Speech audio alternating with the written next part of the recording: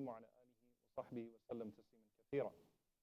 So tonight we're going to continue, and who can tell me what the last hadith was about, or the last class was about? Anybody? Was anyone paying attention last week? What's that? Social justice, that's a good one. All right. Last week we spoke about this concept of they are not our teachers. Meaning what? Don't let someone with bad character teach you bad character. Instead, you teach them good character. A lot of times we excuse our own injustice in response to an injustice. So somebody commits dhulm towards us, injustice towards us, then we believe we can also transgress against them. And the Prophet ﷺ said, أَدَّ الْأَمَانَةَ لِمَنْ ائْتَمَنَكَ, that you should fulfill the trust of the one who entrusts you. And he said, وَلَا تَخُنْ مَنْ خَانَكَ, but do not betray the one who betrays you. Do not deceive the one who deceives you. So the idea of mercy, of forgiveness, of tolerance of a person not stooping to the level of the one who wrongs them. And that is one of the most profound lessons that we take from the biography of the Prophet, peace be upon him. We gave the example of when he entered into Mecca. The same people that killed his family members, the same people that ran him out of his land, the same people that caused him all that hardship for 2 decades. And the Prophet ﷺ, when he returned back to Mecca, victorious, what did he do?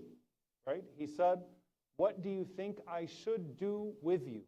Tell me what I should do with you. So each person, understood from that the Prophet ﷺ would have been justified in actually killing them, because they killed people as well, and they persecuted and they oppressed. But instead, the Prophet ﷺ, he said, I will only say to you what my brother Yusuf, what my brother Joseph, peace be upon him, said, لا تثريب عليكم اليوم, there is no blame on you today, may Allah forgive you. Right? So the Prophet ﷺ showing us the importance of taking the moral high ground. That doesn't mean to settle for injustice. What that means is to rise above it. So it does not mean that you accept it, but it means that you rise above it, and even in your seeking justice, you do not become unjust. Now today's subject, I was trying to find the hadith to illustrate or to highlight what I wanted to say, and it took me a long time, because there's so many different hadith that point towards the lesson that I want us to take home today, but I was having a really difficult time finding a hadith that explicitly spelled out exactly what I wanted to convey to you today. So on one hand, it's one thing when someone wrongs you that you don't respond with wrongdoing. You don't respond with injustice. However, most of the injustice that's committed in society is committed in society because it's been normalized. Because there's this concept of everybody else does it.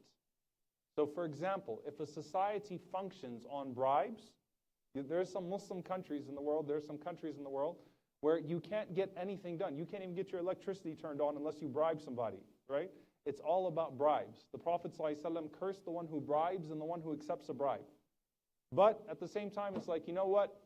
Oh well, this is all we can do. Everybody else is doing it, so I got to do it as well. Everyone else commits either a moral sin, a moral injustice, or an injustice as in a transgression, and it becomes normalized and accepted, and you basically resign yourself to this idea of if you can't stop them, join them. Okay? So financial transgression, think about the concept of tatfif, which we're going to talk about in detail, which is tatfif is to cheat with the weights, to cheat with the scales. So to corrupt business practices. Everybody else does it that way, I might as well do it too. Think about the student when they cheat on their exams. And I know it's easy for me to say because I'm done with school, right? But when you're a student and you're taking your exam, everybody else cheats, I might as well cheat too. It becomes far less evil when you think of it that way. And then think of major transgressions. Every year here in Dallas, we march on March 3rd. We go to the place where Alan Brooks, you can read about Alan Brooks, the famous lynching in Dallas. Alan Brooks was lynched. Downtown Dallas, this old black man was taken and his body was brutalized and he was lynched, and a huge crowd was around him, and they took a picture of it, and those were postcards that would be sent from people in Dallas to people around the world That became one of the infamous images of Dallas, a whole bunch of people standing downtown while a man was lynched between them. And you think about the faces of the people that are there. Did all of them really have the cruelty inside of them to lynch an individual? No. How could a person sit there and watch that, just stand there? How could a child not see a problem with that? How could a person just watch that entire thing unfold before their eyes and think there's nothing wrong with it? Because it became normalized. Everybody else is doing it, so it can't be that evil. And you think about the great evils in history that were normal features of society. Okay?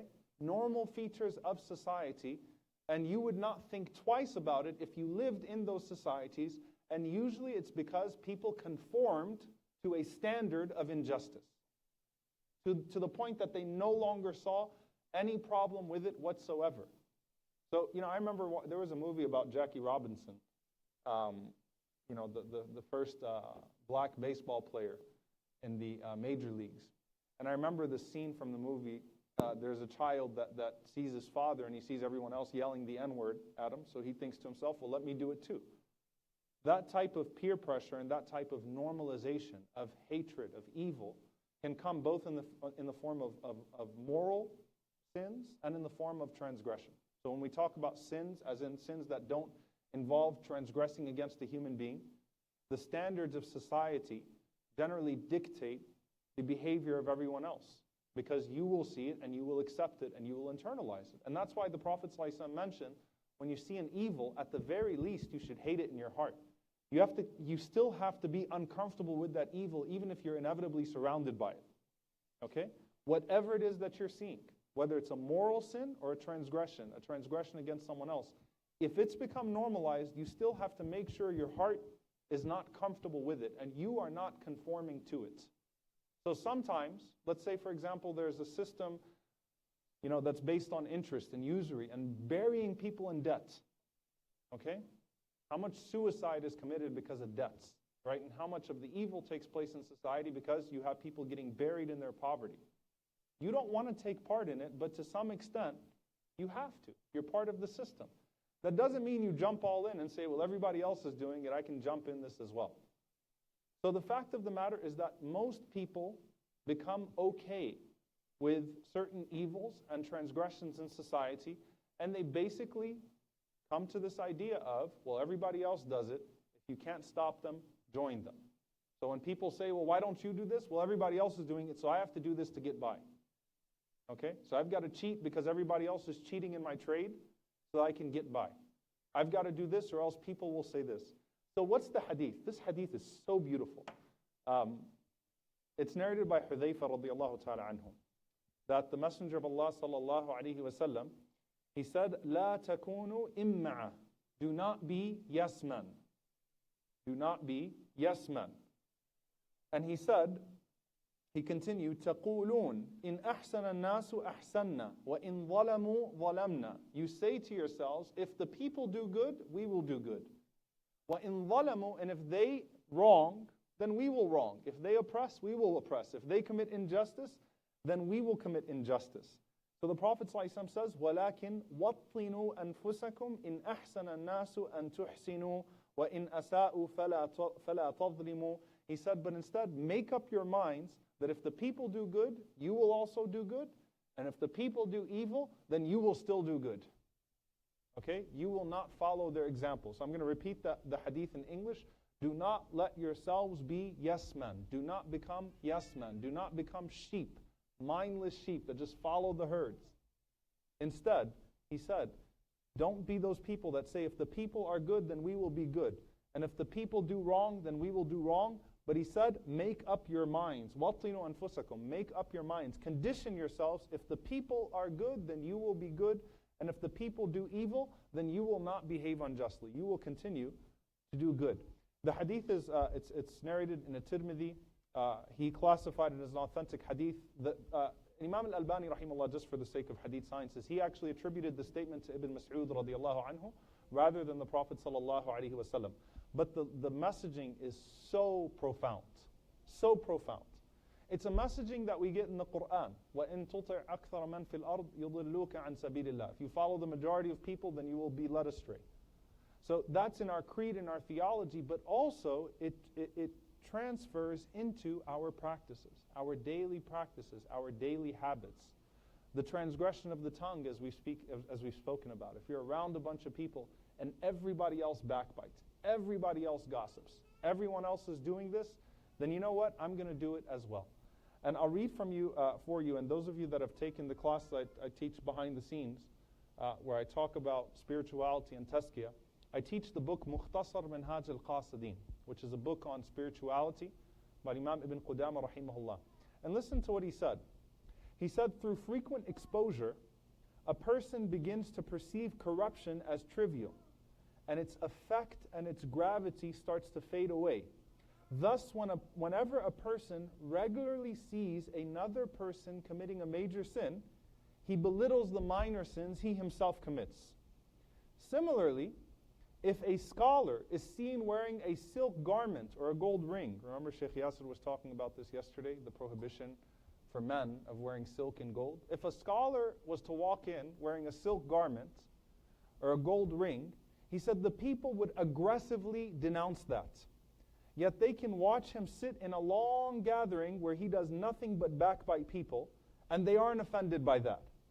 And he said, but backbiting is far worse than wearing silk, or far worse than wearing gold, because of how frequently it's heard, and how often backbiting is witnessed, the hearts have become desensitized to it.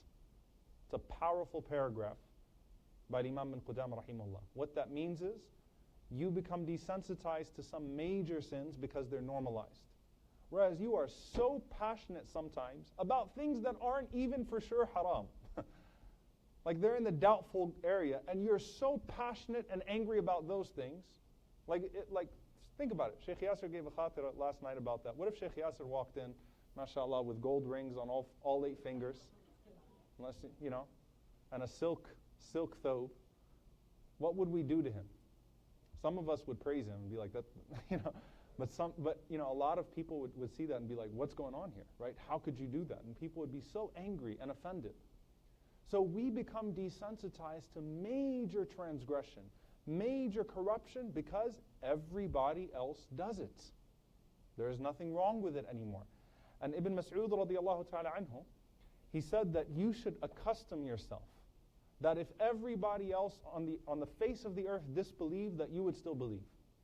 You have to get out of this mindset of just going along with the flow, letting everybody else set standards for you, and not holding yourself to a higher standard. You have to get out of that mindset. And it's not just when someone wrongs you. It's when you see wrongdoing and you become desensitized to it. So there are a few aspects to this. One of them is something that we mentioned about people becoming desensitized to a wrongdoing.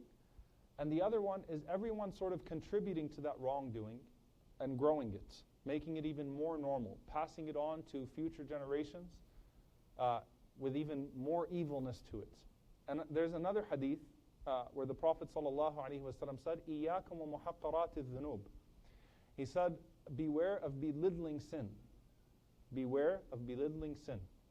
Another hadith the Prophet ﷺ said, لا كبير مع الاستغفار. لا كبير مع الاستغفار ولا صغيرة مع الإصرار. That there is no major sin if you seek forgiveness for it, and there is no minor sin if you insist upon it. There's no major sin if you seek forgiveness for it, and there is no minor sin if you insist upon it. The insistence upon a minor sin is offensive. Okay? But Allah can forgive any sin. So you can seek forgiveness from the most major sin and Allah will forgive you. So he says in this hadith, إِيَّاكُمْ, beware of belittling sin. And listen to the example he gave.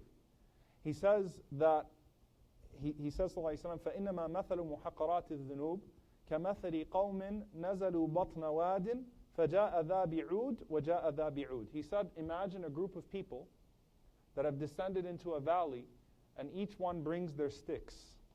Each person's carrying a stick.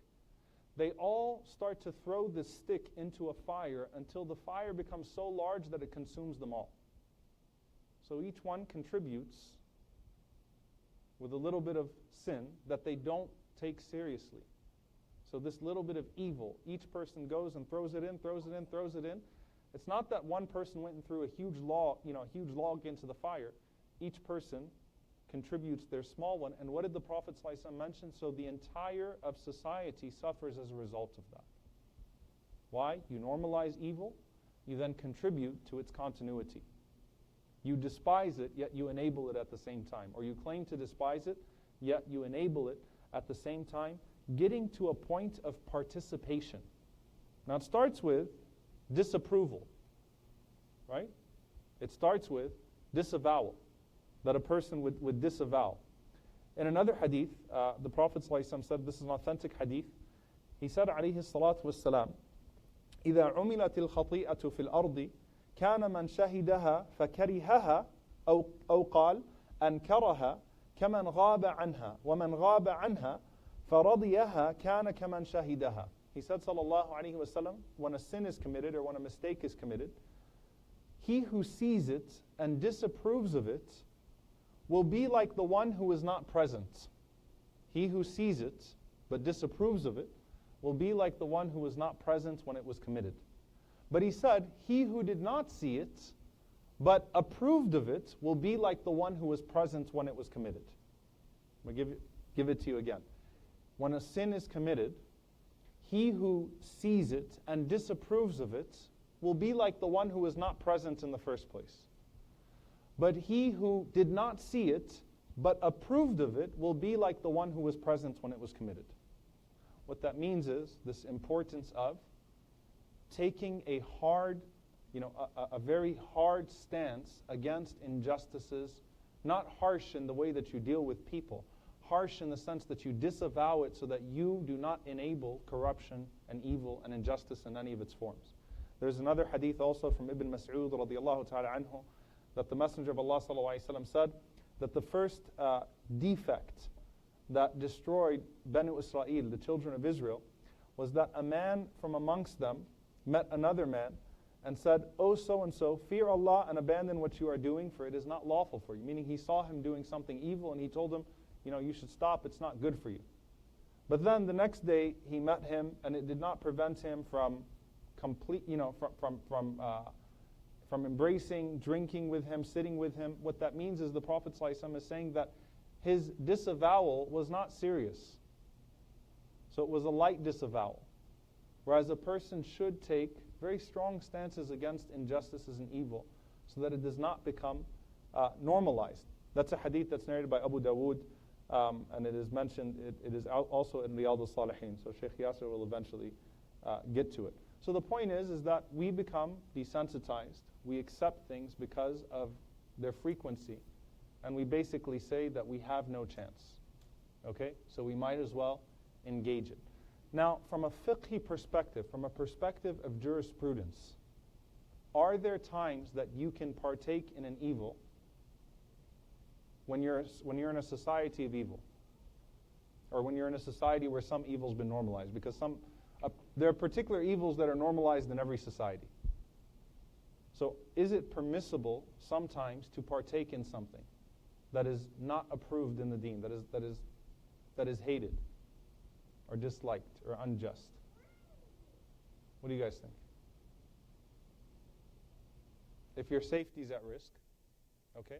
So if your safety is at risk and, then you might be in a place where you have to do something in order to spare danger or harm from yourself. Okay, what else? There's some other conditions. Dire need or necessity, right? Ad-darurat tabihul mahdurat. Sometimes dire need will make something that's normally prohibited permissible in a particular situation.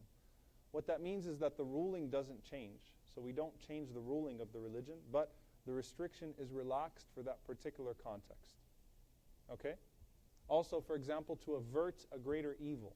You might be in a situation where you're going to engage and you have two options. Both of them are harmful, and you engage the lesser of the two evils. Okay? Another one could be that it's not a matter of engaging one evil or a lesser evil, but you're in a situation where society has normalized a particular way of dealing, and you cannot escape that dealing in the indirect sense. What does that mean? I cannot, I'm still prohibited as a Muslim from directly engaging in usury and interest. But whether I like it or not, I have to engage that system to an extent. That does not mean that it opens up the entire realm of permissibility. What that means is that I should do my best to avoid at least the direct contact, and I should try my best to not fall into anything that's going to make that completely normalized. Let's say, for example, you're in a public place and you're hearing something that's haram. You're hearing something that's prohibited, right? Shaykh al-Islam bin Taymiyyah rahimahullah said, hearing is not like listening. Hearing is not like listening. Sometimes you hear, but you're not listening, right? You're in a situation where la budda laka minhu, right? There is no way but except that it's just going to be in your face. But still, you don't have to enthusiastically embrace it. Okay? So it goes back to hating something in your heart and disavowing you're disavowing it. And when you're in a situation when you can't stop it, at least you don't partake in it. There's a very interesting hadith that took place with the Prophet ﷺ. And it's before Islam, meaning before he received revelation at the age of 40 years old. It's an interesting hadith. And he said, ﷺ, because he didn't worship idols even before he became a prophet. He didn't worship idols. He worshipped one God, right? He believed in monotheism. He believed in Abraham, alayhi salam, Ibrahim, alayhi salam. He worshipped one God, right? He didn't worship any of the idols. But the Prophet ﷺ was not yet commanded to make the call. So he gave this interesting, beautiful narration of something that happened to him before he became a prophet. He said, I remember sitting in a gathering and they started to serve the meat that was sacrificed in the name of the idols. And the Prophet ﷺ used to simply pass on it. He wasn't commanded yet to be a prophet or a messenger. Everyone knew he didn't approve. But the Prophet ﷺ still was not condemning it, right? Or he was not, at least actively condemning it or in opposition to it. They knew that he didn't do it and they left him alone, right? So he said, I remember being in this gathering and they started to serve that meat. And he said, sallallahu alaihi wasallam, that when it came to my direction, he said, I simply passed on it. He said, then when it went to Zayd ibn Amr ibn Nufayl, Zayd ibn Amr ibn Nufayl, a man by the name of Zayd ibn Amr. He said, when it got to him, he stood up and he said, Allah creates you. Allah provides for you. And Allah provides for your animals. Yet you sacrifice in the name of other than Him. Right? And he started to speak out. And the Prophet ﷺ was amazed. He was in his 20s. He was amazed watching Zayd ibn Amr sort of taking on this trend all by himself. Right? And he also mentioned, this is narrated from Ibn Umar and Asma, some of the scenes of Zayd ibn Amr, that they remembered that when the people were doing tawaf around the idols, when they were sanctifying the idols in Mecca, the Prophet ﷺ didn't speak out against it yet. He was not a prophet. He wasn't a messenger, but he didn't worship them. He didn't take part in those rituals, right? But Zayd ibn Amr goes and he puts his back to the Kaaba, and he puts his hands against the Kaaba, and he says, none of you is upon the religion of Abraham. You are not, this is not the way of Ibrahim alayhi salam. None of you are worshipping the way that Ibrahim alayhi salam worshipped. And he started to say, Allahumma law anni a'lamu ayyul wujuhi ahabbu ilayk abadtuka bihi walakinni la a'lam. He would cry and he would even prostrate and he would say, oh Allah, I don't know which of the ways is most pleasing to you. Meaning I don't know how to worship you exactly. I know this isn't it, and I don't know how to worship you. But if I were to know, I would worship you in accordance with that path. Meaning I would do what I'm supposed to do, but I don't know. I don't have any guidance. So what happened to Zayd? Zayd died before the Prophet ﷺ became a prophet. He was a monotheist. He was a man who believed in God. He was a man that went looking for the truth, right? But he died before the Prophet ﷺ started calling to Islam. So what ends up happening? What is Zayd ibn Amr, when he passes away, what ends up happening? His son becomes one of the first converts to Islam, Sa'id. And he's one of Ashar Mubashirin, one of the 10 promised paradise. So he comes to he comes to the Prophet ﷺ and he says, listen, you know my father. Like, you know my dad. What happened to him? Like, is he really going to be punished because he just simply did not find guidance? I mean, you know how much he desired to be on the truth and how he was willing to be alone upon that truth. So what happened to him? And what did the Prophet ﷺ say? He said, on the day of judgment, when all of the nations stand behind their prophets, Abraham with his nation, Jesus with his nation, Moses with his nation, Noah with his nation, all the prophets come forth with their nations, Muhammad ﷺ with his nation. He said that Zayd will be standing all by himself as a nation, as an ummah. This is the opposite of a yes man, the opposite of imma, right? If you want to know what the Prophet ﷺ said, be like instead of those, look at Zayd. A man that could care less what society's trends were. He said, I'm not going to partake, and he sought so sincerely and earnestly the truth, right? So that type of individual, that type of person is a noble person to look to in that situation, even though, again, he did not live. And you know what he used to do, subhanAllah? This is the way monotheism connects to a sense of justice. Belief in Allah, naturally, fitrah leads you to justice. You know what Ibn Abbas said he used to do? Ibn Abbas said he used to go to the people that were about to bury their daughters alive, because that was a practice of the people of Arabia, was female infanticide. They used to bury their daughters, some of the poorer tribes. And he used to go and rescue those girls. And he would bring them to his home, and he would raise them until they reached an age of marriage, and then he would marry them off. This is before وَإِذَا الْمَوْءُودَةُ سُئِلَتْ بِأَيِّ ذَنْبٍ قُتِلَتْ, before the Quran was even revealed to condemn female infanticide. Zayd just knew, this is unacceptable. I have to stop this. I have to do my part. I can't stop the practice altogether, but I'm going to go get these girls and raise them and prepare them to move on in life. SubhanAllah. Think about how beautiful that is, right? Think about that person who did not just say, everybody else does it, I might as well do it too, right? And he did not restrict that behavior to the realm of theology, but instead it encompassed his sense of justice as well, that I will not conform. I will think outside of the box. I will think differently from my people, and I will try to analyze things properly, right? So the Prophet ﷺ, he praised that type of behavior. I'm going to give you guys one more statement and one more long story. So this hadith has a lot of stories to it because or at least I'm trying to give stories to sort of drive the point home, inshallah, about what it means to not conform to injustice. There's one statement from Shaykh al-Islam ibn Taymiyyah rahimahullah ta'ala, and it's a very, very powerful statement, because if you just sit there and reflect on it, you'll actually see how it's come true in your face. He said, "Man a'ana zaliman buliya bihi." Whoever assists an oppressor will one day be tested by that oppressor. Whoever assists the oppressor will one day be tested by that same oppressor. Meaning what? You enable an oppression because it's in your benefit one day. It will come back around to haunt you. The same oppressor or oppression that you enabled will come back and haunt you as well. How many times do we see that happen?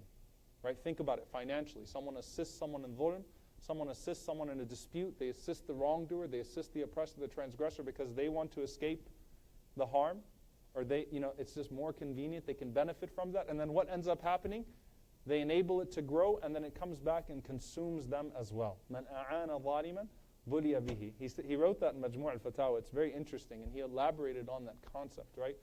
And if you think about it just in various realms, you'll see how it can come true. You contribute to a corrupt system. Don't be mad when the system comes back and ruins you. When you employ injustice in order to take advantage of a situation, it will happen to you and it will happen to your family too. It'll come back to haunt you, right? So you have to declare your open disavowal of that, and you have to sort of maintain your own standards. Don't just say everybody else does it. Now my favorite story in this regard, and then we'll open it up to questions.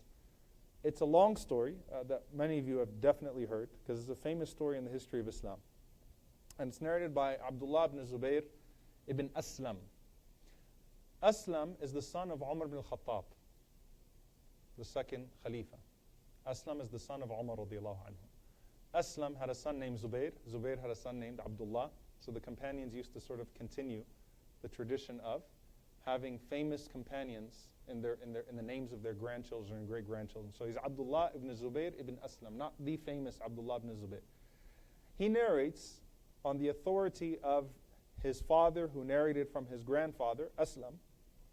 Says, while I was with Umar ibn al-Khattab radiallahu anhu in al-Madinah, during one of his frequent night patrols to discover or to examine the conditions of his people.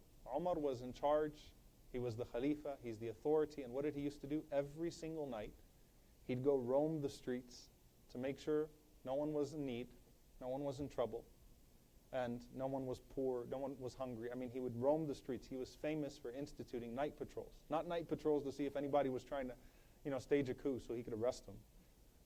Night patrols so that he could check on his ummah. So the very famous story of a woman that was in delivery, he goes and he calls his wife in the middle of the night, Umar's own wife, who is also the granddaughter of the Prophet ﷺ, Kulthum bint Ali, bint Muhammad ﷺ, and they helped deliver this child, right? Umar used to carry bags of wheat and flour and rice on his shoulders, so he'd go and he'd pass those out when he would see that there were people that were hungry and that didn't have anything to eat at night.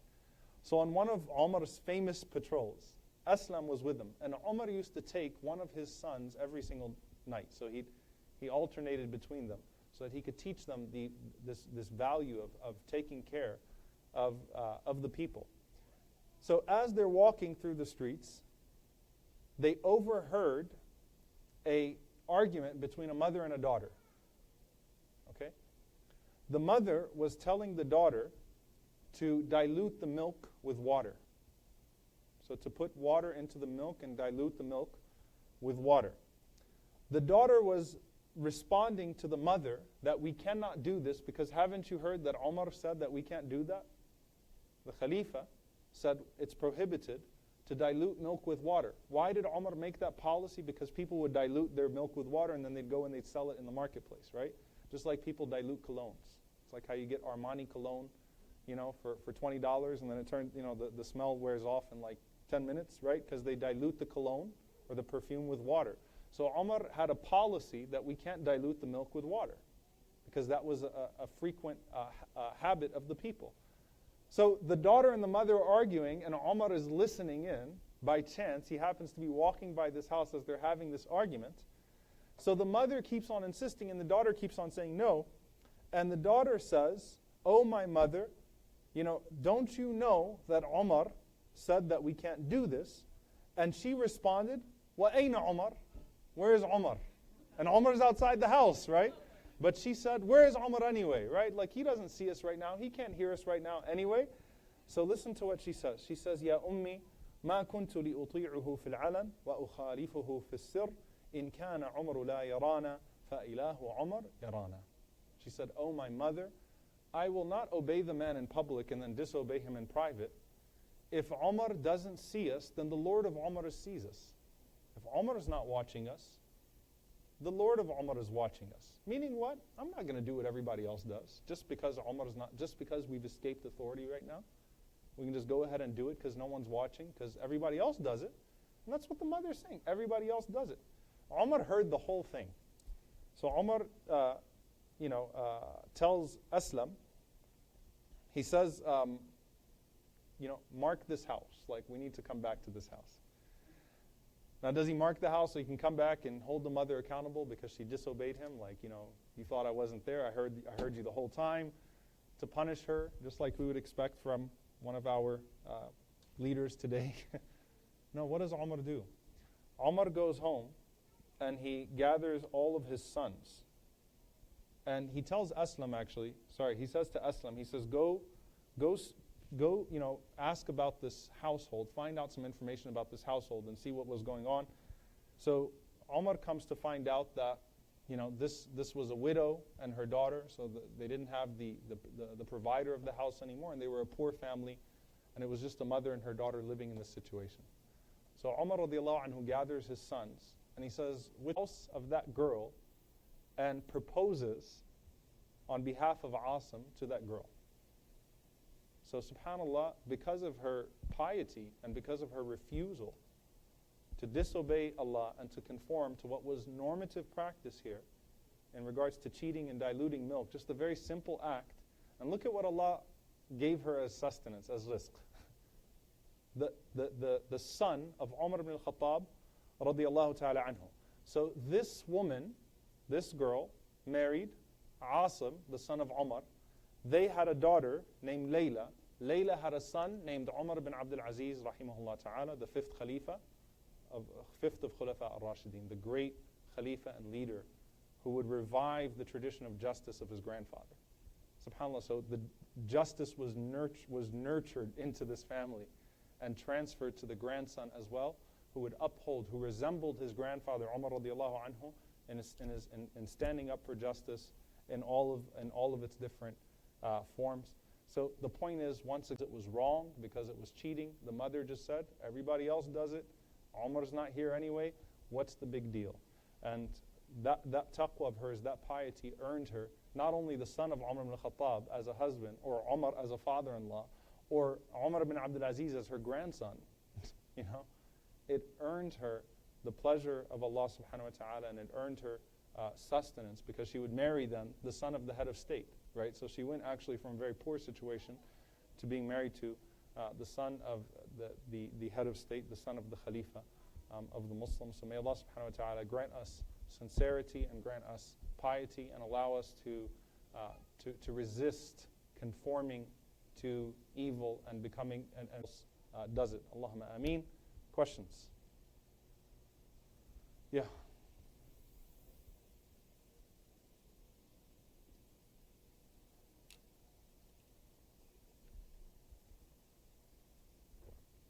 In a society where certain practices are normal, what are you supposed to do? It goes back to the third hadith. Man ra'a minkum munkar, whoever amongst you sees evil, let him change it with his hand. If he can't do